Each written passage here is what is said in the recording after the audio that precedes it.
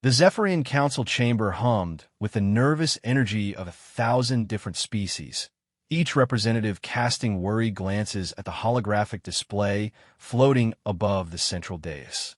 Admiral Kethvar of the Hegemony Navy stood frozen, his 6 eyes fixed on the tactical readout that had just arrived from the Outer Rim. The numbers didn't make sense. They couldn't make sense. Impossible, whispered Commander Yilksa, her crystalline form shimmering with distress. An entire battle fleet. Gone. In less than 6 hours. The hologram rotated slowly, showing the debris field that had once been the pride of the Zephyrian military. 300 ships, vessels that had conquered star systems and brought entire civilizations to their knees. Now nothing remained but twisted metal and the echo of screams across subspace frequencies. Kethvar's primary hands trembled as he manipulated the controls, zooming in on the few pieces of wreckage large enough to analyze. Scorch marks unlike anything in their databases. Hull breaches that seemed to have been carved with surgical precision. And, strangest of all, some ships appear to have been destroyed from the inside out, as if their own weapons had turned against them. "What do we know about these humans?" asked Counselor Thorn, his voice barely above a whisper. The old Calarian's feathers were ruffled with anxiety, something none of them had ever seen before. Thorn had lived through the Great Wars, had seen civilizations rise and fall across 3,000 years. Nothing had ever shaken him like this. Ambassador Kylix stepped forward, her 4 arms gesturing nervously as she accessed the galactic database. "Very little, honored counselor. They emerged from a system they call Sol approximately 50 years ago. Single planet origin. No significant technology at first contact. We classified them as Level 3 primitives." Level 3. Kethvar's voice cracked. "You're telling me a Level 3 civilization just destroyed our most advanced battle group?" The chamber fell silent, except for the soft humming of life support systems. Representatives from dozens of species shifted uncomfortably in their seats. The hegemony had ruled this sector of the galaxy for over 10,000 years.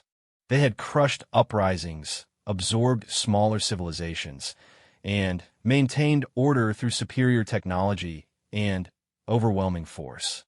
Nothing like this had ever happened before. "Show me their first contact records," Thorn commanded. The hologram shifted, displaying the initial reports from 50 years ago. A small, blue-green world orbiting a yellow star.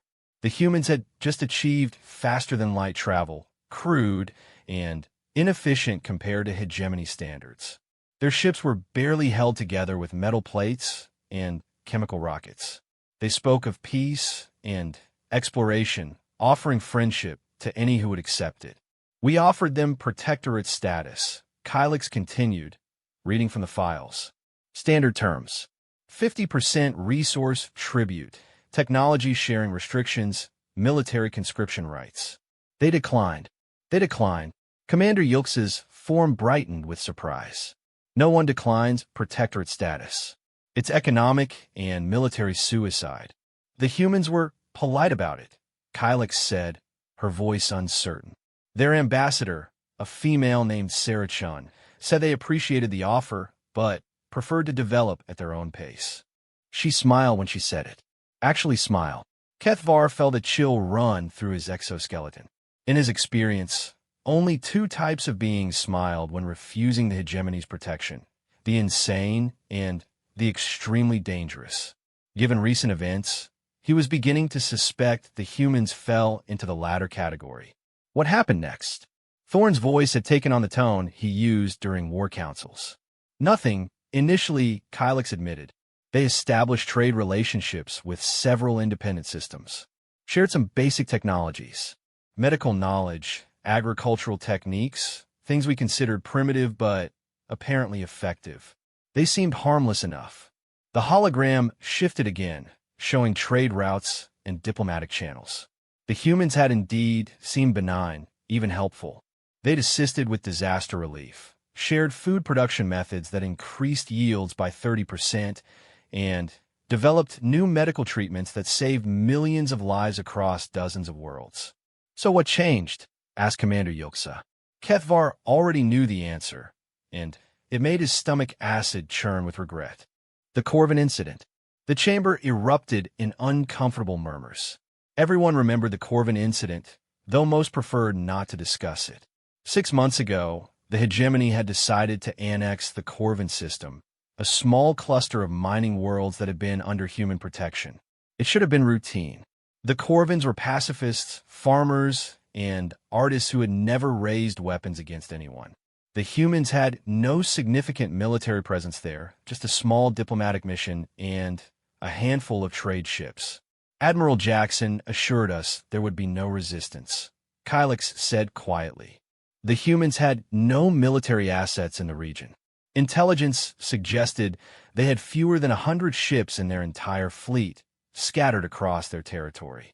The mathematics were clear. Kethvar pulled up the tactical reports from that day. 3 hegemony task forces, over 800 ships, had jumped into the Corvin system expecting easy victory. What they found instead was a nightmare that still haunted his dreams. The humans had been waiting, not with the 100 ships intelligence had suggested, but with something far worse. Something that defied every tactical principle the hegemony had developed over millennia of warfare.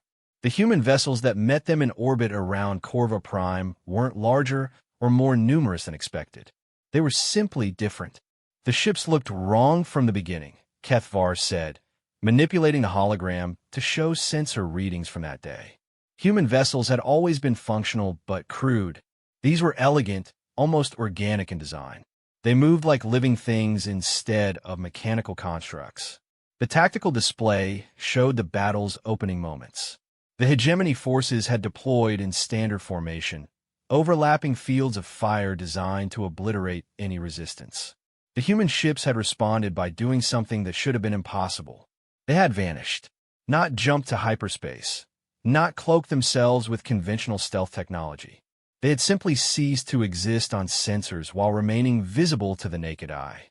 Hegemony targeting systems couldn't lock onto them. Energy weapons passed through them harmlessly, and kinetic rounds seemed to have no effect. Our ships were firing on ghosts, Commander Yilksa whispered, her crystalline form dimming with remembered terror. For hours we fired everything we had, and nothing touched them. Then the human ships had begun to fire back. Their weapons didn't behave like anything in the galactic databases. Energy beams that curve around defensive shields, projectiles that phase through armor only to detonate inside ship corridors, and, strangest of all, some kind of technology that turned a vessel's own systems against its crew. The Decimeter, Kethvar said, naming the hegemony's most advanced dreadnought. 12 kilometers of pure destruction. Weapons that could crack planets. Shields that could withstand a supernova. The humans destroyed it with a single shot. The hologram showed the moment of the Decimator's death. A thin beam of energy, barely visible against the stars, had touched the massive vessel's hull. For a moment, nothing had happened. Then, every weapon on the ship had fired simultaneously, tearing the dreadnought apart from within while its shields held the explosion inward, containing the destruction until the entire vessel simply collapsed into itself. They didn't just destroy our ships, Kylix said, her voice hollow with disbelief. They made our ships destroy themselves. The battle had lasted 6 hours. When it ended, 3 hegemony task forces had been reduced to scrap metal and memories. Not a single human vessel showed significant damage. The few hegemony survivors who managed to escape brought tales that the Council had initially dismissed as trauma-induced hallucinations. Stories of human ships that could phase between dimensions. Weapons that could rewrite the laws of physics. Crews that fought with a precision and coordination that suggested a hive mind, yet maintained the individuality that made them unpredictable. What do our intelligence networks say about human capabilities now? Thorne asked. Kylix hesitated before answering. Our networks in human space have gone silent. All of them. Simultaneously. 3 days ago. The implication hung in the air like a toxic cloud. The hegemony's intelligence apparatus was vast and sophisticated, built over thousands of years and considered impenetrable. Sleeper agents, surveillance networks, and monitoring stations throughout human territory had all ceased communication at exactly the same moment. Either they've developed technology that can identify and eliminate our assets without leaving a trace, Kethvar said slowly, or they've known about our spies all along and decided to remove them as a message. Both possibilities were terrifying. Commander Yilksa accessed the latest sensor readings from the border regions. Long-range scans show massive energy signatures moving through human space. Dozens of them. Signatures unlike anything we've cataloged before. The hologram displayed the sensor data, showing energy patterns that seemed to pulse with organic rhythms. Whatever the humans were building or moving, it was big enough to register on instruments from 3-star systems away. Recommendations? Thorne asked. The chamber fell silent. For 10,000 years, the hegemony's response to any threat had been the same. Overwhelming force applied with ruthless efficiency. But how do you apply overwhelming force to an enemy that can make your weapons disappear? How do you fight ships that exist in multiple dimensions simultaneously? We could attempt diplomatic contact, suggested Kylix. Offer them full membership in the hegemony. Equal status, technology sharing, territorial guarantees. Kethvar's laugh was bitter and short. After what we did to their friends on Corva Prime, after we spent 50 years treating them like primitives, would you accept peace from someone who had just murdered your children? The question answered itself. Then, what do you suggest, Admiral? Thorne's voice carried the weight of 10,000 years of galactic dominance, all of it suddenly, seeming fragile as morning mist. Kethvar looked at the tactical displays one more time, studying the impossible evidence of humanity's capabilities. Ships that defied physics, weapons that turned strength into weakness, technology that seemed more like magic than science. I suggest, he said quietly, that we start learning to be very afraid. The Zephyrian Council chamber fell silent, except for the whispered prayers of species that had forgotten how to fear until today. Outside the massive windows, the stars continued their ancient dance, unaware that the balance of power in this sector of the galaxy had just shifted in ways that would echo across centuries. In the growing silence, no one noticed the faint energy signature that had appeared at the edge of their sensor range. A signature that matched the patterns they'd just been studying from human space. The humans weren't coming. They were already here. Ambassador Sarah Chun materialized in the center of the chamber, her form solidifying from what had appeared to be empty space. She wore the same diplomatic robes she'd worn 50 years ago, though her hair was now silver and her eyes carried the weight of accumulated knowledge. She was no longer the eager explorer who had first greeted the galaxy with hopes of friendship. Honored counselors, she said, her voice carrying clearly through the stunned silence. I believe we have much to discuss. The galaxy's whispers were about to become a conversation, and for the first time in 10 millennia, the hegemony would not be setting the terms. The emergency klaxons screaming through the Zephyrian Council chamber seemed almost comical compared to the absolute silence that greeted Ambassador Sarachen's appearance. Security protocols that had protected the hegemony's most important gathering place for 3,000 years had failed completely. No alarms, no warnings. One moment empty space, the next moment a human woman standing calmly in the center of their most secure facility. Admiral Kethvar's hand moved instinctively toward his sidearm before freezing.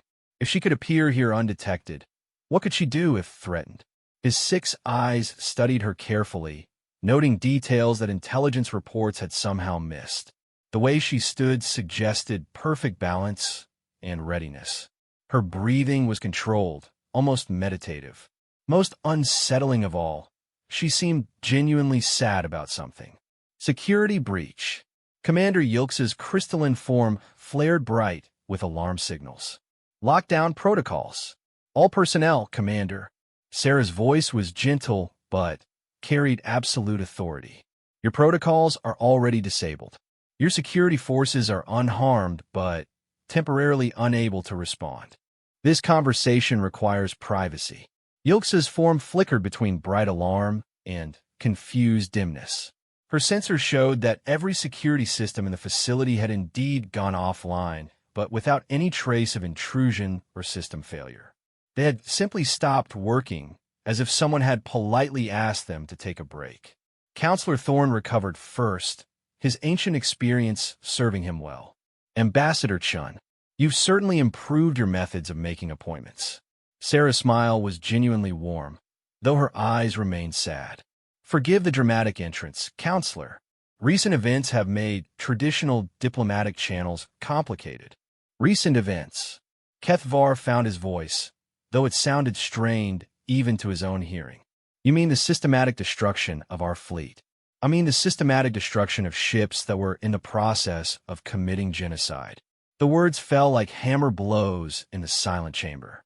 Several representatives shifted uncomfortably, their translator implants struggling with the emotional weight behind the human's simple statement. Genocide is a strong accusation, said Ambassador Kylix, her forearms gesturing nervously. The hegemony was conducting a standard territorial annexation. Resistance was minimal. Casualties were within acceptable parameters. Sarah turned to face her, and Kylix involuntarily stepped backward. The human's eyes held depths that seemed impossible for any mortal being. 2 billion Corvins. Men, women, children, elders. Your acceptable parameters included orbital bombardment of civilian population centers. Standard pacification protocols, Kethvar said, though his voice lacked conviction. Urban centers were harboring military assets. The Corvins are pacifists. They don't have military assets. The only weapons on those worlds were the emergency defense systems we helped them build to protect against asteroid impacts and solar flares. The holographic displays around the chamber flickered, then changed without anyone touching the controls. Instead of tactical readouts and fleet positions, they now showed surface scans from Corva Prime. Cities that had stood for thousands of years, reduced to glowing craters. Agricultural centers that had fed 3-star systems, burned to ash. Schools, hospitals, art galleries all gone.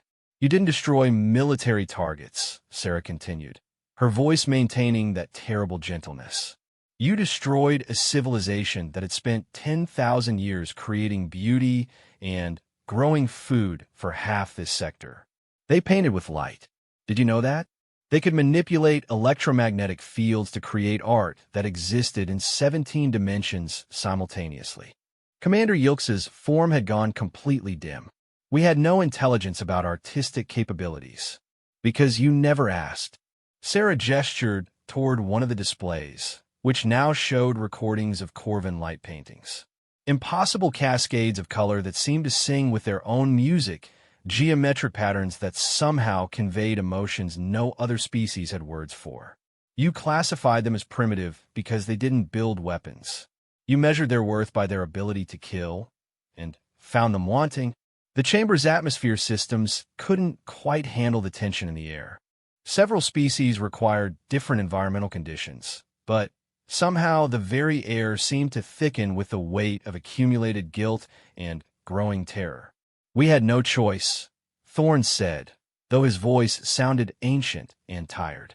The Corvin system contains strategic resources. The dilithium mines alone could power our expansion for the next millennium. Economic necessities required. Economic necessities.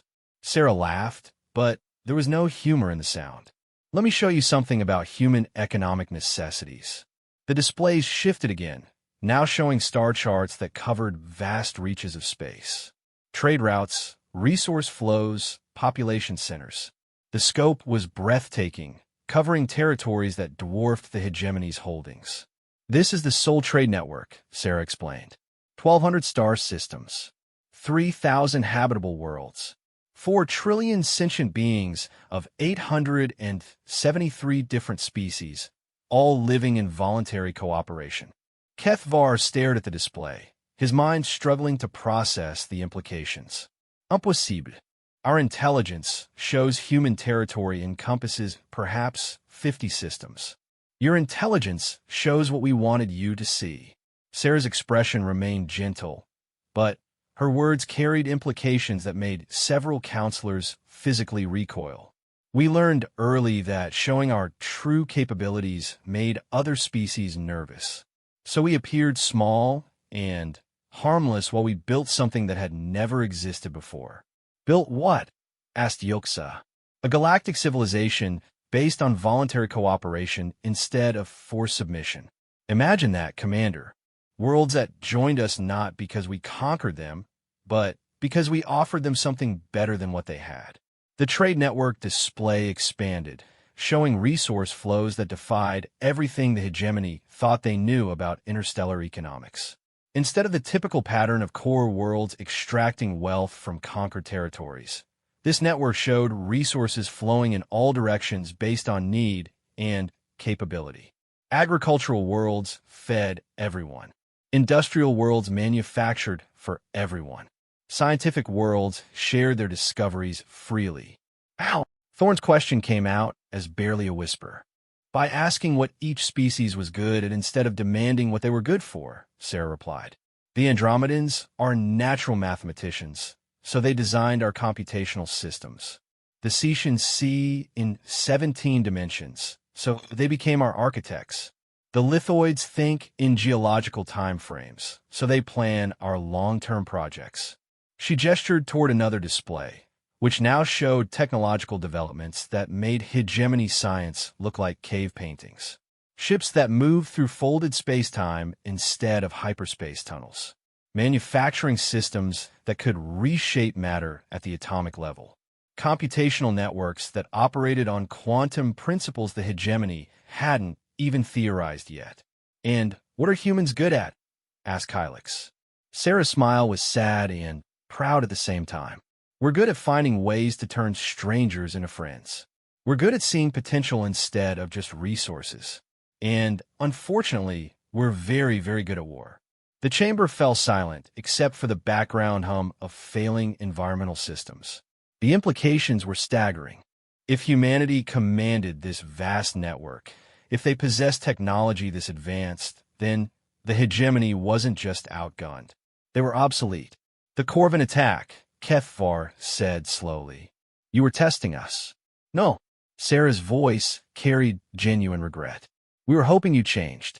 50 years ago, we thought the hegemony could be reformed. We thought exposure to different ways of thinking might help you evolve past the need for conquest and domination. We were wrong. The displays shifted one final time, showing recent communications intercepts. Hegemony military planning sessions. Strategic assessments that dismissed human capabilities. Orders for the systematic exploitation of Corvin resources and the relocation of surviving population to labor camps. You weren't annexing Corva Prime for its resources, Sarah said quietly. You were taking it because you couldn't tolerate the existence of a successful alternative to your way of life. The Corvins proved that advanced civilizations could exist without military strength, without conquest, without the fear that holds your empire together. That made them dangerous to you. Commander Yoksa's form brightened with defensive anger. The hegemony has brought order to this galaxy. We've ended wars, unified systems, created stability. You've created the stability of the grave, Sarah replied. 1,000 species, all thinking the same thoughts, all following the same rules, all afraid to step outside the lines you've drawn for them. That's not civilization. That's imprisonment. She moved toward one of the great windows that looked out on the stars. Her movement so smooth, it seemed like floating. But we had hope. Even after Corva Prime, we had hoped that you might understand what you'd lost, that you might choose a different path. And now? Thorne asked, though his expression suggested he already knew the answer. Now we know better. Sarah turned back to face them, and her expression had changed. The sadness remained, but it was joined by something that made the chamber's temperature seem to drop several degrees.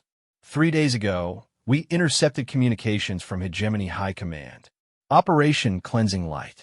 The systematic eradication of every species in our network, starting with the primitive worlds that can't defend themselves. The silence that followed was so complete that several counselors forgot to breathe. Admiral Kethvar signed the preliminary orders himself, Sarah continued, her gaze finding the hegemony's military leader. 50 billion lives marked for termination because they chose cooperation over conquest. Because they proved that your way isn't the only way. Kethvar felt his exoskeleton begin to crack under the stress. Those orders were classified beyond any possible security breach. How could you, Admiral? Sarah's voice was infinitely patient. We've been inside your networks since before your species developed spaceflight. We know about every black operation, every secret weapon, every classified protocol you've ever developed. We've been hoping you'd never use them. The implications crashed over the assembled representatives like a tidal wave. If humanity had access to their most secure communications, if they'd been monitoring hegemony activities for centuries, then every strategic assumption, every tactical plan, every defensive measure they developed was worthless. What do you want? Thorne asked. Sarah's smile returned, but now it carried edges that could cut diamond. Justice for the Corvins. Reparations for the families destroyed. Dissolution of the hegemony's military forces. And immediate cessation of all annexation operations. Impossible, Kethvar said automatically. The hegemony cannot simply disarm. Our enemies would destroy us within. Your enemies, Sarah interrupted gently, are all the civilizations you've conquered over the past 10,000 years. Without your military to keep them suppressed, yes, they probably would seek revenge. Unless, of course, you could find a way to make amends. She gestured toward the displays, which now showed detailed proposals for hegemony integration into the Soul Trade Network. Not as conquerors or rulers, but as equals among equals. Rehabilitation programs for military personnel.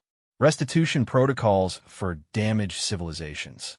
Educational exchanges to help former hegemony worlds discover their own cultural identities. You're offering us membership? Kylix asked, her voice filled with disbelief. We're offering you a chance to become something better than what you are, Sarah replied. Your species aren't evil. You're just trapped in a system that rewards cruelty and punishes compassion. We can show you how to escape that trap. Admiral Kethvar studied the proposals with growing amazement. They were detailed beyond belief, addressing concerns he hadn't even thought of yet. Transition timelines that would prevent economic collapse. Security arrangements that would protect former hegemony worlds during the changeover. Even psychological support programs for individuals struggling with the shift from authoritarian to cooperative governance. And if we refuse, he asked. Sarah's expression became infinitely sad again.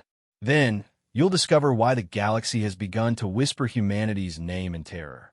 And you'll learn that sometimes the whispers are warnings. The chamber fell silent as the weight of choice settled over them. Outside the windows, the stars continued their ancient dance, unaware that the course of galactic history was being decided in a room full of beings who had forgotten how to choose anything but dominion. In the distance, barely visible even to enhanced sensors, new stars were beginning to appear. Stars that hadn't been there moments before. Stars that pulsed with the rhythms of human technology. The Soul Trade Network was arriving, and the hegemony had perhaps minutes to decide whether they would greet it as friends or face it as enemies. Sarah Chun stood perfectly still in the center of the chamber, waiting for their answer with the patience of someone who had already seen how this story would end. The silence stretched for exactly 47 seconds before Admiral Kethvar broke it with a question that surprised even himself. Ambassador Chun, how many of my people will die if we refuse your offer? Sarah turned to study him with those impossibly deep eyes. Is that really what you want to know, Admiral? Or are you asking how many innocents you'll be responsible for destroying if you choose war over peace? The distinction hit him like a physical blow. In all his years of military service, Kethvar had always thought in terms of acceptable losses and strategic necessities. The idea that he might be personally responsible for civilian casualties had never occurred to him. Commanders gave orders. Soldiers followed them. The mathematics of war were clean and impersonal. But Sarah's question forced him to confront a terrible truth. Every being who died in the coming conflict would die because he and his fellow leaders chose pride over wisdom. Both questions, he said finally. I need to know both. 0, Sarah replied without hesitation. 0 of your people need to die. 0 innocents need to suffer. 0 worlds need to burn. The only casualties in this conflict will be those you choose to create through resistance. Commander Yilks's crystalline form brightened with confusion. That's impossible. No military force can guarantee 0 casualties.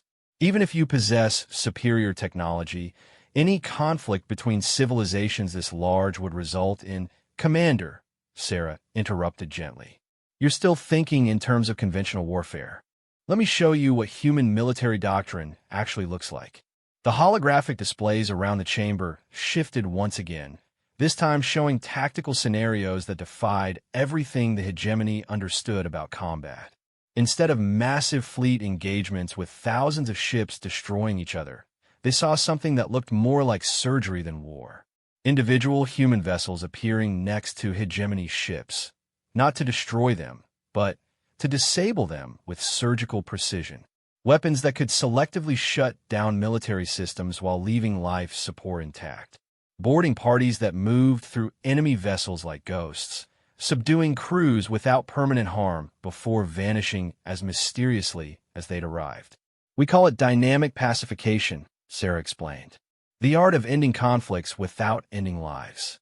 Your weapons become inoperative. Your ships lose mobility, but retain life support. Your crews are rendered unconscious but uninjured. When you wake up, the war is over, and you're free to choose what comes next. Counselor Thorne leaned forward, his ancient eyes studying the tactical displays with growing fascination. The energy requirements alone should make such precision impossible.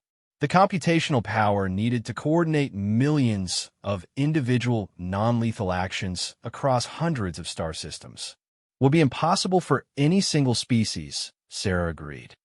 But we're not a single species anymore. We're a collective civilization of nearly 1,000 different forms of intelligence, all working together. The quantum architects design our targeting systems. The probability dancers calculate our tactical flows. The time shepherds coordinate our movements across multiple temporal dimensions. She gestured toward a new display showing the true scope of human computational power. Networks of artificial and organic intelligences spanning thousands of light years, all connected through quantum entanglement and operating at speeds that made traditional military responses look like glacial movements. You're describing a hive mind, said Ambassador Kylix, her translator struggling with the concept. No, Sarasmaid. We're describing something that's never existed before. Voluntary collective intelligence.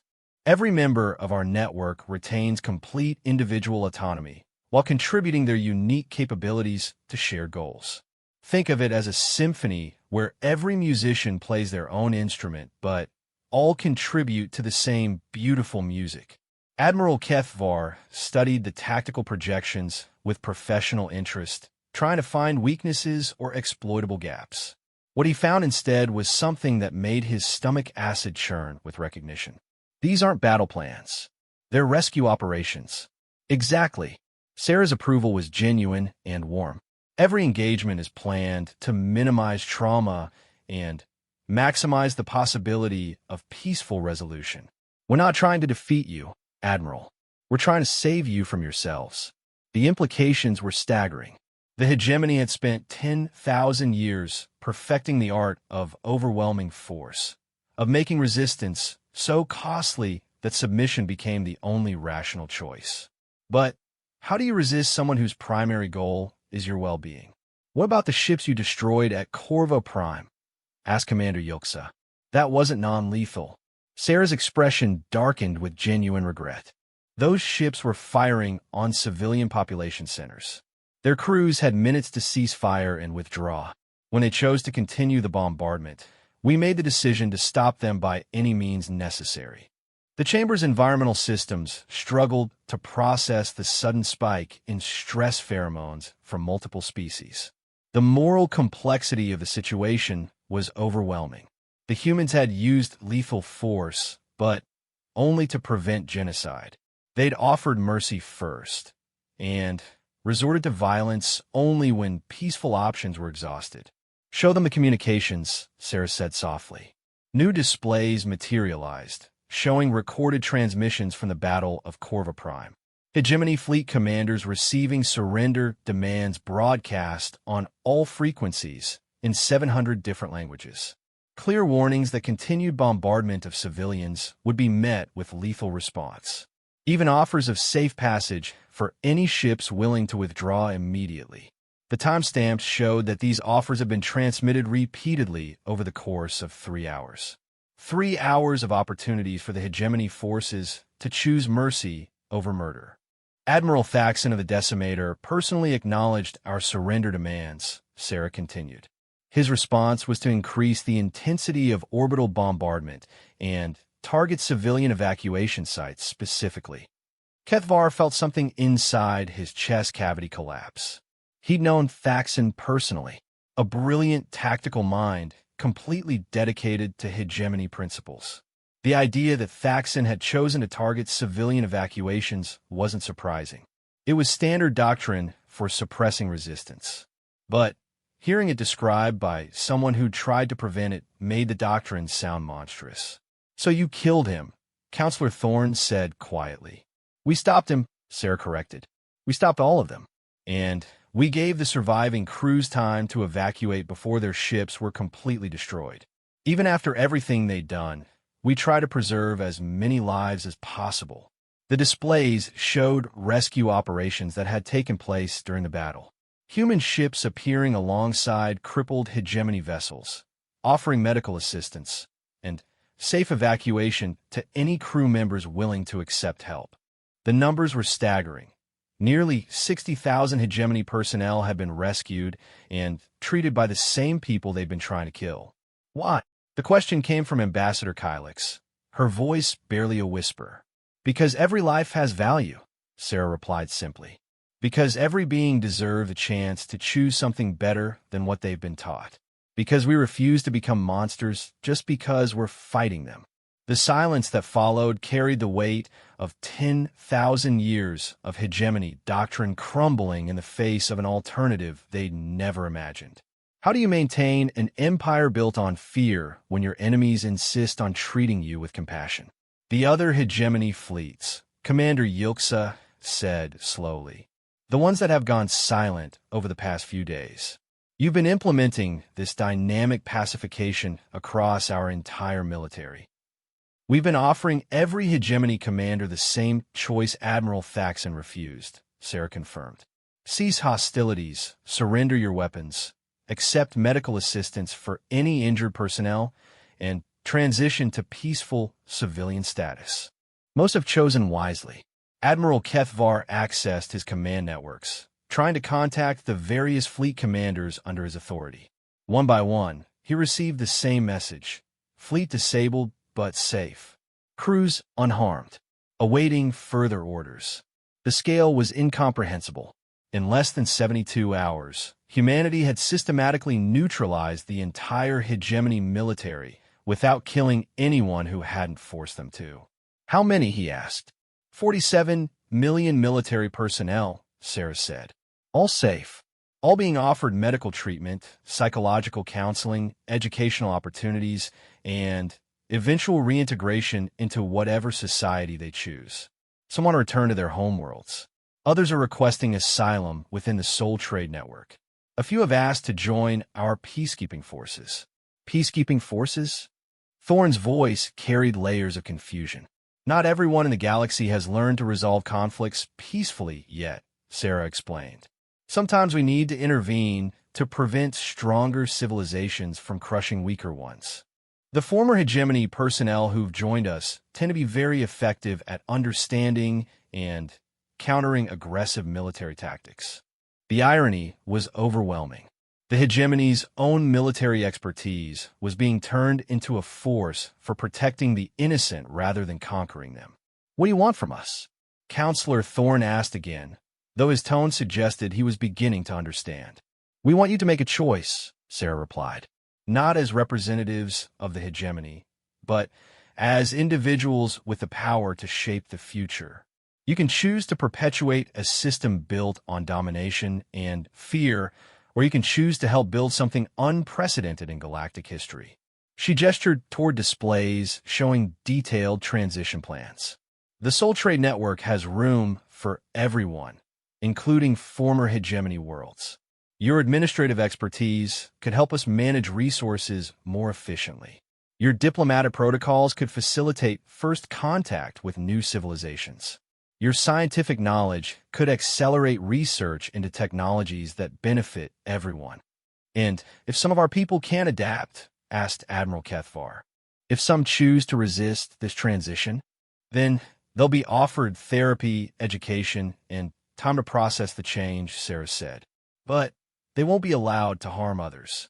Anyone who insists on using violence will be peacefully contained until they learn better ways of interacting with the world. The chamber fell quiet as each representative contemplated the magnitude of the choice before them. Outside the great windows, the new stars were growing brighter, and sensor readings confirmed what they'd all suspected. The Soul Trade Network was arriving in force. Not to conquer, not to destroy, but to fundamentally transform the nature of galactic civilization. How long do we have to decide? Asked Commander Yilksa. Sarah checked something on a device none of them could see. The Network Council is prepared to begin formal transition operations in 6 hours. But we're hoping you'll choose to be partners in the process rather than obstacles to it. And if we choose to be partners, then you'll help us prove that even the most entrenched systems of oppression can be transformed into forces for good. You'll help us show the galaxy that redemption is always possible, no matter how far someone has fallen. Sarah moved toward the center of the chamber again, her presence somehow making the entire space feel more peaceful. Counselor Thorne, you've lived for 3,000 years. You've seen civilizations rise and fall, watched countless worlds burn in the name of progress and order. Isn't it time to try building something instead of conquering it? The old Calarian's feathers rustled with emotions he hadn't felt in centuries. Hope, possibility, the chance to leave a legacy of creation rather than destruction. Admiral Kethvar, Sarah continued, your tactical brilliance could be used to protect the innocent instead of dominating them. Your understanding of military systems could help us prevent wars instead of winning them. Wouldn't that be a better use of your talents?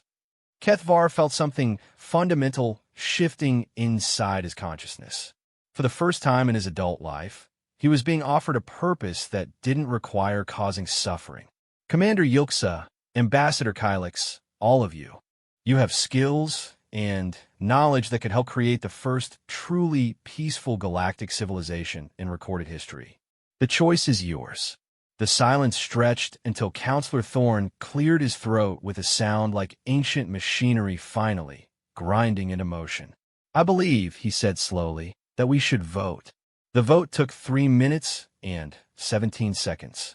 In the history of the Zephyrian Council, no decision of such magnitude had ever been reached so quickly.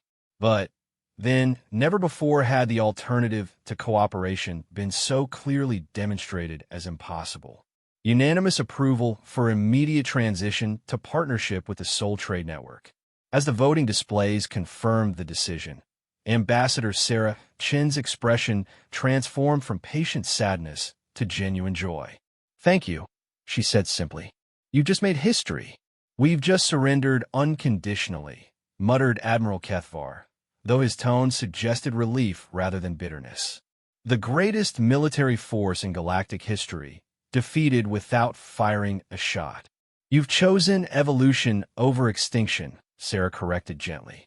And you'll discover that partnership is far more powerful than domination ever was. The Chamber's communication systems activated without anyone touching the controls, and, suddenly, the space was filled with voices from across hegemony territory. Fleet commanders reporting successful transitions to civilian status. Planetary governors requesting immediate assistance with humanitarian crises that had been ignored for centuries. Even voices from conquered worlds offering tentative words of forgiveness and hope for reconciliation.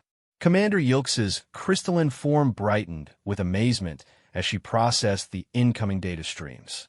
The entire hegemony infrastructure is cooperating? How is this possible? Because most people, given a genuine choice, prefer peace to war, Sarah explained. Your military and administrative personnel weren't monsters. They were intelligent beings trapped in a system that rewarded monstrous behavior. Once we offered them alternatives, most chose differently. The displays around the chamber shifted to show real-time footage from across former hegemony space. Scenes that defied everything the Council had expected. Human medical teams working alongside hegemony doctors in overcrowded hospital ships. Former hegemony engineers collaborating with Soul Trade Network specialists to repair infrastructure damage from decades of resource extraction. Children from dozens of species playing together in refugee camps that have been transformed into temporary cities. This is happening everywhere simultaneously? Asked Counselor Thorne, his ancient voice filled with wonder. Coordination across this scale requires massive computational resources, Sarah admitted. But when you have nearly 1,000 species contributing their unique talents, impossible problems become merely complex ones. Admiral Kethvar studied tactical displays showing the deployment of Soul Trade Network assets. What he saw challenged every principle of military logistics he'd ever learned. Instead of establishing defensive positions and supply lines, human forces were spreading throughout former hegemony territory in patterns designed to maximize humanitarian assistance. "You're not conquering our space," he said slowly. "You're healing it." "That was always the plan," Sarah replied. "Conquest is temporary. Il incréat permanent change." She gestured toward a new display showing long-term development projects. The Antirian mining worlds will be transformed into agricultural centers using soil rehabilitation technology. The Calarian industrial zones will be converted to educational facilities where former soldiers can learn new skills. The Zephyrian core worlds will become coordination centers for interspecies cooperation projects. Ambassador Kylix studied the plans with growing excitement. These infrastructure modifications would take decades using conventional methods. "We're not using conventional methods," Sarah smiled. "The molecular architects can reshape matter at the atomic level. The temporal engineers can accelerate construction processes through localized time compression. What would normally take decades can be accomplished in months." The implications were staggering. The Soul Trade Network wasn't just offering to absorb the hegemony's territory. They were planning to fundamentally transform it into something unprecedented in galactic history. "What about resistance?" asked Kethvar. "Not everyone will accept these changes willingly." Sarah's expression became more serious. "We've identified approximately 200,000 individuals across former hegemony space who may require intensive rehabilitation. Military commanders who've committed war crimes, administrators who've overseen systematic oppression, corporate leaders who've profited from slave labor. They'll be offered the same choices as everyone else: voluntary rehabilitation or protective containment." Protective containment? Comfortable facilities where they can live safely while receiving psychological treatment and educational opportunities. No punishment, no revenge, just isolation from positions where they might harm others until they learn healthier ways of interacting with the world. Commander Yilks's form brightened with something that might have been admiration. "You're planning to rehabilitate war criminals instead of executing them." "Execution teaches nothing except fear," Sarah replied. "Rehabilitation demonstrates that change is always possible." Some of our most effective peacekeepers are former warmongers who learned to channel their skills toward protection instead of conquest.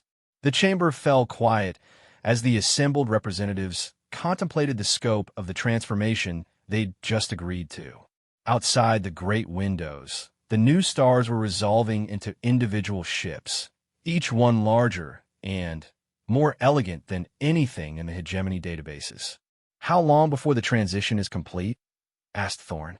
"The initial phase will take approximately 6 months," Sarah said. "Emergency humanitarian relief, infrastructure repair, establishment of new governmental systems. The deeper cultural changes will take generations. Generations? Counselor, your civilization has spent 10,000 years learning to solve problems through violence and domination. Unlearning those patterns and developing healthier alternatives is the work of lifetimes. But it's work worth doing. Admiral Kethvar accessed his personal files, pulling up records of his own military career. Battles fought, worlds conquered, civilizations crushed. The mathematics of destruction stretched back over centuries of service. What happens to those of us who've spent our entire lives serving the old system? You helped build the new one, Sarah said without hesitation. Your experience with large-scale organization will be invaluable. Your understanding of different species' capabilities will help us optimize cooperation agreements. Your tactical knowledge will improve our conflict prevention protocols. She moved to stand before him, her expression genuinely compassionate.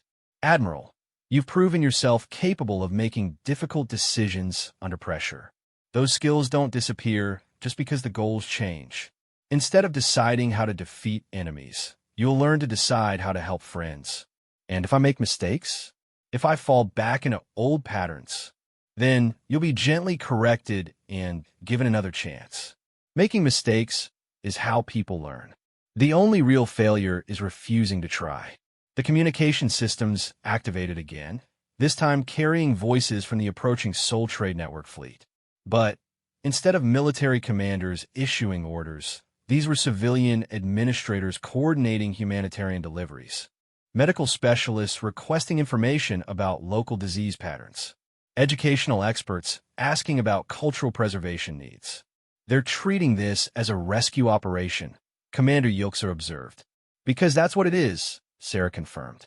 The hegemony has been slowly dying for millennia. Economic stagnation, cultural decay, technological stagnation, all hidden behind military might and authoritarian control. We're not conquering a thriving civilization. We're providing life support to one that's been suffocating. The truth of her words was evident in the data streams flowing through the chamber's displays. Poverty rates in hegemony space that had been classified for security reasons. Cultural suppression statistics that painted a picture of systematic spiritual murder. Scientific progress that had been deliberately slowed to prevent technologies that might threaten centralized control.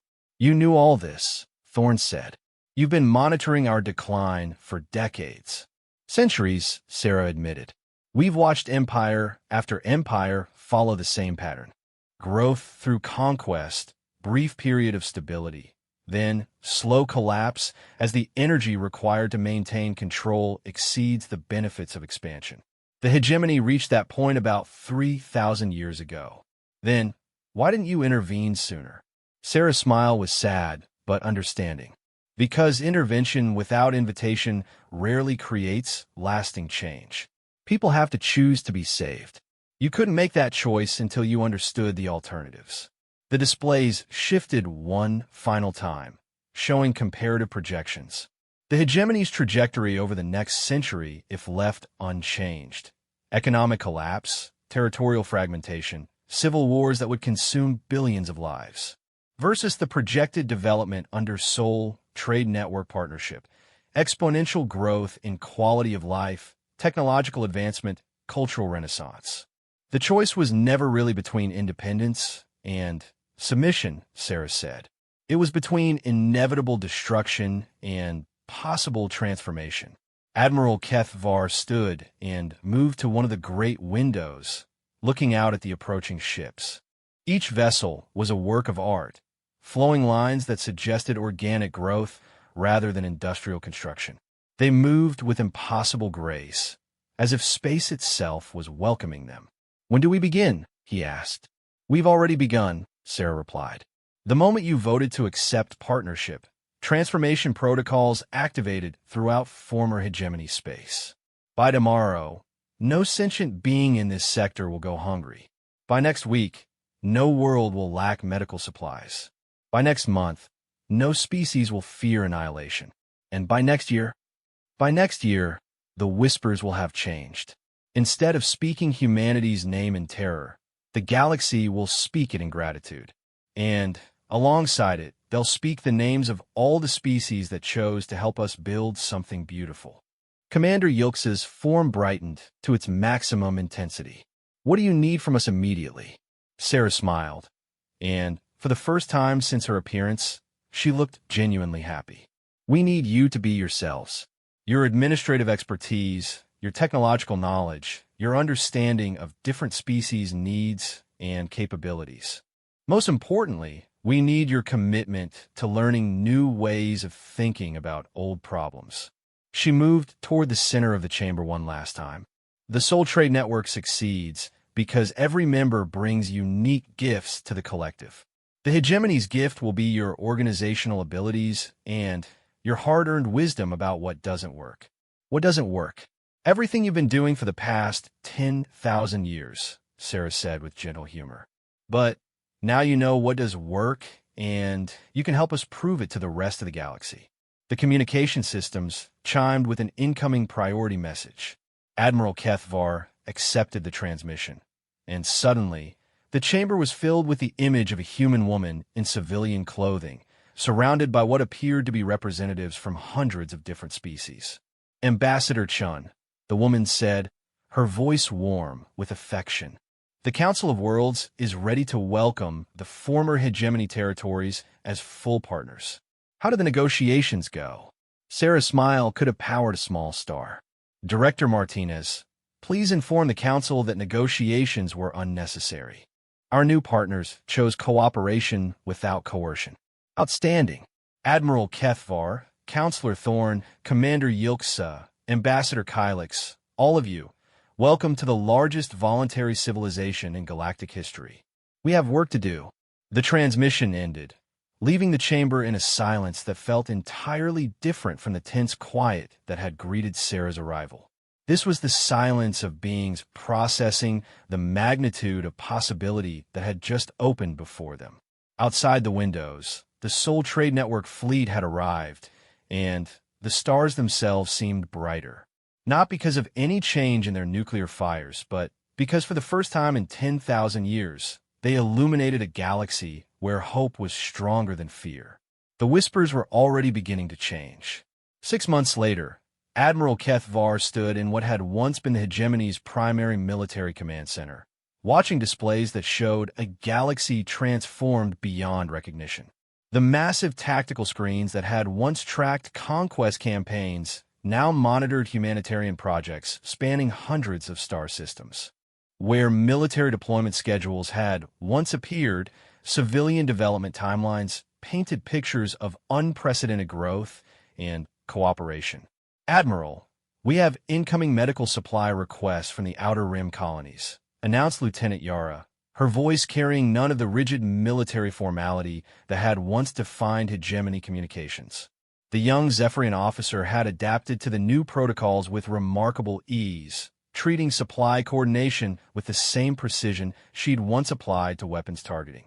"Route them through the Andromedan Logistics Network," Kethvar replied, manipulating holographic displays with movements that had become as natural as breathing. "And coordinate with the Setian architects about expanding hospital capacity on Zirian Prime. Population growth there is exceeding our projections." The ease with which he'd adapted to his new role as Director of Humanitarian Coordination still surprised him. 6 months ago, the idea of managing supply chains for medical relief would have seemed like a waste of his tactical expertise. Now, he couldn't imagine using his organizational skills for anything less vital than preserving and improving lives. "Sir," Lieutenant Yara said hesitantly, "I'm receiving reports of armed resistance in the Taurian sector. Former Hegemony loyalists have seized control of an industrial platform and are threatening to destroy it rather than allow conversion to civilian use." Kethvar felt a familiar tension in his chest cavity, the old reflexes of military command asserting themselves. For just a moment, his mind began calculating deployment patterns and force projection requirements. Then he caught himself and smiled at how naturally the old habits tried to resurface. "Contact the Soul Peacekeeping Division," he said instead. Request a dynamic pacification team with full psychological support staff. And see if any of the industrial workers on that platform have family members elsewhere who might be willing to open communication channels. Yes, sir. But shouldn't we consider a more direct approach? The platform contains manufacturing systems worth billions of credits. Kethvar turned to study the young officer, recognizing the mindset that he himself had carried for centuries. Lieutenant, what's the most valuable thing on that platform? The manufacturing systems, sir. They produce advanced components for the people, Lieutenant. The 60,000 beings who work there, including the ones who've made the mistake of choosing violence over dialogue. Manufacturing systems can be replaced. Lives cannot. Yara's expression shifted as the fundamental difference in priorities settled into her consciousness. Understood, sir. Prioritizing personnel safety over material assets. Exactly. And remember, those loyalists aren't our enemies. They're people who are afraid of change, afraid of losing their identity and purpose. Our job is to help them discover that they can keep their identity while finding a better purpose. The communication systems chimed with an incoming message from Ambassador Sarah Chun, who had become something like a galactic coordinator for transition operations. Her image appeared on the central display, and Kethvar was struck by how much more relaxed she looked compared to their first meeting. Admiral, Sarah said, though the title now carried entirely different implications. How are things progressing in your sector? Better than I dared hope, Kethvar replied honestly.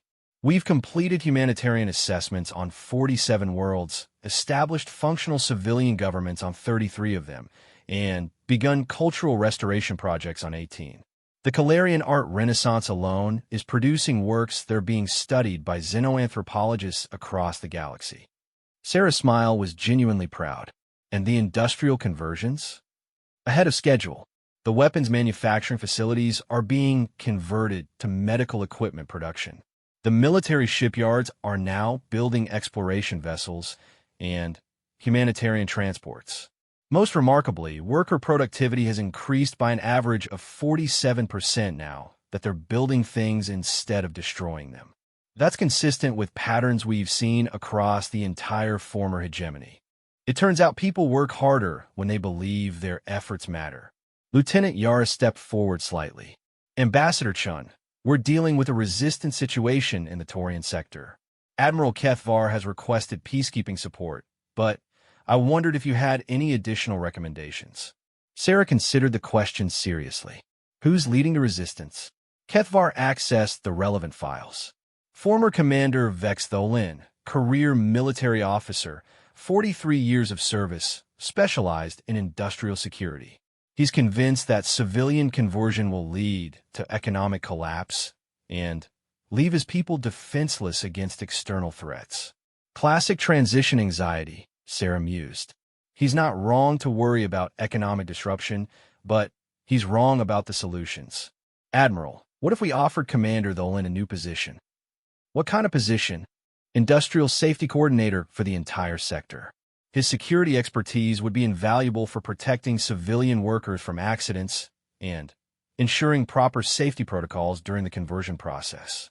We could frame it as essential work that requires his specific skills. Kethvar studied the proposal with growing appreciation. Instead of treating Tholin's resistance as criminal behavior, they were offering to channel his expertise toward protecting the very people he thought he was defending. That's brilliant. He keeps his sense of purpose and authority while contributing to the solution instead of the problem. Exactly. And his workers get to see their leader choosing adaptation over destruction. It creates a model for how others can handle the transition. The displays around the command center shifted to show the broader picture of galactic transformation. The changes went far beyond simple political reorganization. Trade routes that had once been carefully controlled by hegemony military were now open highways where any species could travel freely.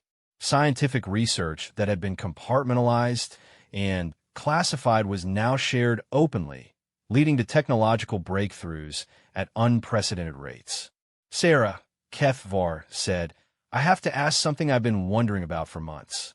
How did you know this would work? How were you certain that cooperation would be more effective than conquest? Sarah's expression became thoughtful. We weren't certain, Admiral. We were hopeful, but hope backed by careful observation and systematic planning. Explain. We studied hundreds of civilizations over thousands of years. Empires built on conquest always followed the same pattern. Rapid expansion, brief golden age, then inevitable decline as the costs of control exceeded the benefits of dominion. But we also studied smaller civilizations that survived and thrived through cooperation instead of conquest. The displays shifted to show historical analyses spanning millennia. Cooperative civilizations that had lasted 10 times longer than conquest-based empires. Economic models that demonstrated how voluntary trade created more wealth than forced tribute. Cultural studies showing how diversity of thought led to better problem-solving than enforced conformity. The mathematics were clear, Sarah continued. Cooperation works better than conquest in every measurable way. The only question was whether we could convince enough people to try it on a galactic scale. Commander Yilks's voice came through the communication system from her new position as Director of Cultural Integration. Admiral, Ambassador, I have some remarkable news from the artistic reconstruction projects. Her crystalline form appeared on a secondary display, practically glowing with excitement. We've discovered that 12 of the species formerly under hegemony control had developed unique art forms that were systematically suppressed for over 2,000 years.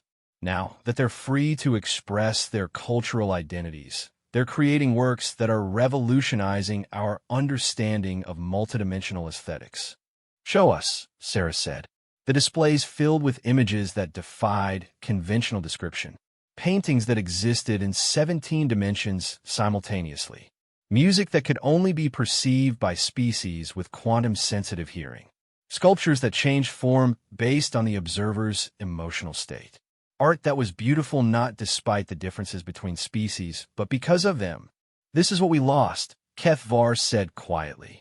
Thousands of years of cultural development, suppressed because it didn't fit hegemony standardization protocols. And this is what we're gaining back, Sarah replied. Every species has unique gifts that can enrich the entire galaxy, but only if they're free to develop and share them. The communication systems chimed again, this time with a priority message from the Soul Trade Network Council of Worlds. Director Martinez appeared on the central display, surrounded by representatives from what appeared to be nearly 1,000 different species. Admiral HFY, Ambassador Chun, I have extraordinary news. The Galactic Development Index has just been published for this quarter. Former hegemony territory is showing the highest quality of life improvements in recorded galactic history. The displays filled with statistical analyses that painted a picture of transformation so complete it seemed almost impossible. Poverty rates down by 89%. Disease mortality down by 92%. Educational access up by 400%. Most remarkably, happiness indices were showing improvements that suggested entire populations were rediscovering hope for the future. But the most significant change, Director Martinez continued, isn't in the statistics. It's in the communications traffic we're monitoring from civilizations throughout the galaxy. What kind of communications? Asked HFY. Requests for information about the Soul Trade Network. Applications for partnership consideration. Messages from oppressed populations asking for help in transitioning their own governments toward cooperative models. Sarah's smile was radiant. The transformation is spreading beyond our most optimistic projections. Admiral, your former colleagues in the hegemony military have become some of our most effective ambassadors. When they explained to other civilizations how much better their lives became after choosing cooperation over conquest, the response is overwhelming. HFY felt something in his chest that it took him a moment to identify as pride. Not the harsh, competitive pride he'd known as a military commander, but something warmer and more sustainable. Pride in building instead of destroying. Pride in healing instead of harming. What's the latest count on partnership applications? asked Sarah. 217 civilizations have submitted formal requests for Soul Trade Network membership. Another 431 have requested observer status while they prepare for transition. And the numbers are growing daily. The implications were staggering. The galaxy wasn't just accepting the new model of civilization. It was embracing it with enthusiasm that suggested how desperately species have been hoping for alternatives to the endless cycles of conquest and oppression. There's something else, Director Martinez said, her voice taking on a more personal tone. We're receiving reports from deep space monitoring stations about civilizations in other galaxies. They've detected our quantum communication signatures and are requesting contact. Sarah's eyebrows rose in surprise. Other galaxies? Apparently, news of a successful cooperative galactic civilization travels faster than light. We may be about to discover that the universe is much more ready for peace than we ever imagined. The command center fell silent as everyone contemplated the magnitude of what was happening. What had begun as a rescue operation for a failing empire was becoming a catalyst for transformation on a scale that dwarfed their original ambitions. Admiral, Sarah said finally, do you remember what you asked me 6 months ago? How many of your people would die if you refused our offer?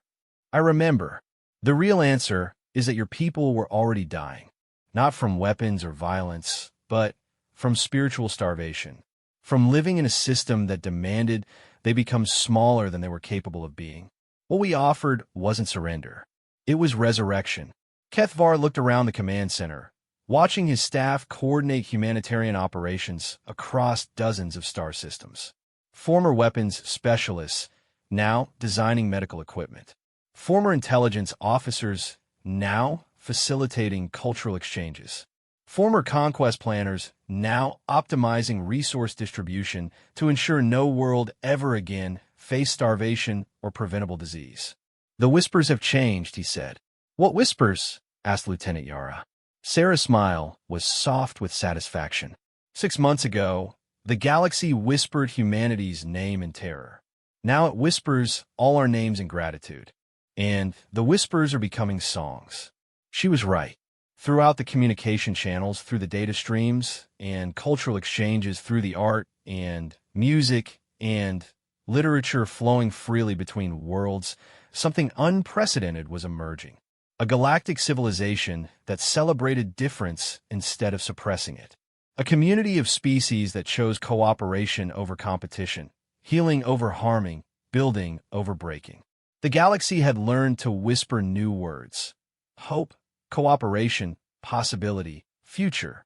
And in those whispers, humanity's name was joined by thousands of others, all singing together in harmonies that had never existed before, but felt like they'd been waiting to be discovered since the first star ignited in the cosmic dark.